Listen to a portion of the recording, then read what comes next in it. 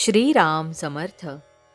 श्रोते हो, आपण ऐकत आहात श्री गोंदवलेकर महाराज यांचे प्रवचन. माणसाला कितीही मिळाले तरी त्याची हाव कायमच राहते. जगात दोन प्रकारचे रोग माणसाला सतावित असतात. एक रोग असा की त्याने भूकच लागत नाही. कितीही औषध पाणी करा, काही उपयोग होत नाही. अशा माणसाला पंचपक्वान्नाचे जेवण तयार असूनही काय फायदा? तो म्हणतो खायला खूप आहे, परंतु मला भूकच नाही, त्याला काय करू? दुसरा रोग असा की कितीही खाल्ले तरी खाण्याची हाव काही पुरी होत नाही. काहीही खा, त्याचे भस्म होते. तद्वत आपले आहे. मात्र आपल्याला एकच रोग नसून दोन्ही रोग आहेत. इतका परमार्थाचा हाट भरला आहे. भजन पूजन चालू आहे, परंतु आपल्याला त्याचे प्रेम नाही, त्याची आवडच वाटत नाही. आपल्याला त्याची खरी भूकच लागलेली नाही. उलट पक्षी भगवंताने आपल्याला आपल्या कल्पनेपेक्षा खरोखर कितीतरी जास्त दिले. बायको, मुले, नोकरीधंदा, घरदार इत्यादी कितीतरी गोष्टी की ज्यांच्यापासून सुख मिळेल असे आपल्याला वाटते.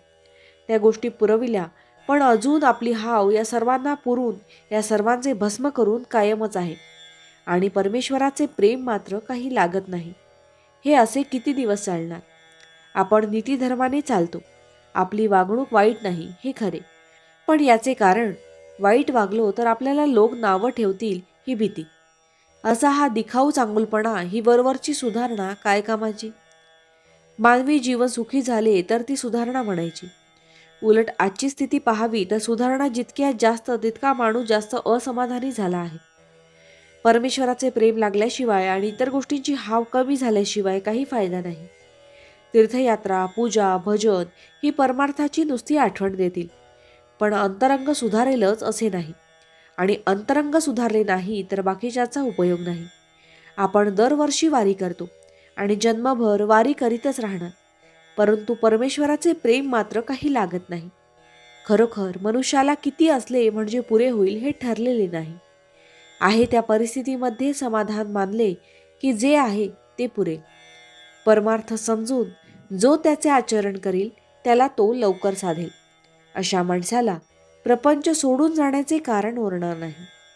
मनात भगवंताचे प्रेम नसले तरी देहाने म्हणजे बाहेरून त्याची पूजा अर्चा करावी आणि त्याचे नामस्मरण करावे. पहिल्याने स्मरण बळजबरीने करावे लागेल, पण सवयीने ते तोंडात बसेल. याच स्मरणाने पुढे ध्यास लागेल. मी पूर्वीचा नाही, आता मी भगवंताचा आहे असे वाटणे जरूर आहे. भावार्थ, ज्याची हाव म्हणजे वासना पुरी झाली नाही तो आशेवर अवलंबून असतो. या कारणाने त्याला समाधान मिळत नाही. जानकी जीवन स्मरण जय जय राम. महारुद्र हनुमान की जय. समर्थ रामदास स्वामी महाराज की जय. सब संतन की जय. श्री अनंत कोटि ब्रह्मांड नायक राजाधिराज सच्चिदानंद सद्गुरु श्री ब्रह्म चैतन्य महाराज की जय. जय जय रघुवीर समर्थ. आता आपण 13 वेळा नामस्मरण करूया. श्रीराम जय राम जय जय राम. श्रीराम जय राम जय जय राम. श्रीराम जय राम जय जय राम. श्रीराम जय राम जय जय राम. श्रीराम जय राम जय जय राम. श्रीराम जय राम जय जय राम. श्रीराम जय राम जय जय राम. श्रीराम जय राम जय जय राम. श्रीराम जय राम जय जय राम. श्रीराम जय राम जय जय राम. श्रीराम जय राम जय जय राम. श्रीराम जय राम जय जय राम. श्रीराम जय राम जय जय राम. जय श्रीराम.